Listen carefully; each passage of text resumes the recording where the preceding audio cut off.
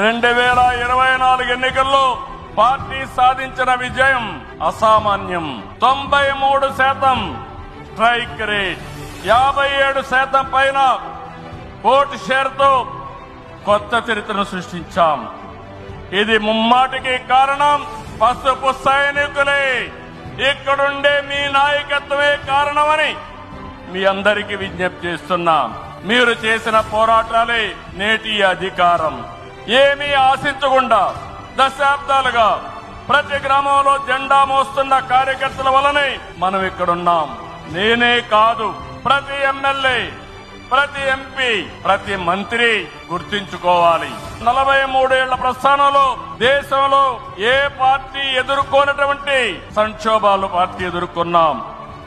అయితే పార్టీ పని అయిపోయిందని మాట్లాడిన వాళ్ళు వాళ్ళ పని అయిపోయింది తప్ప పార్టీ మాత్రం ఎప్పుడు ఎక్కడా తిరిగి చూడలేదు.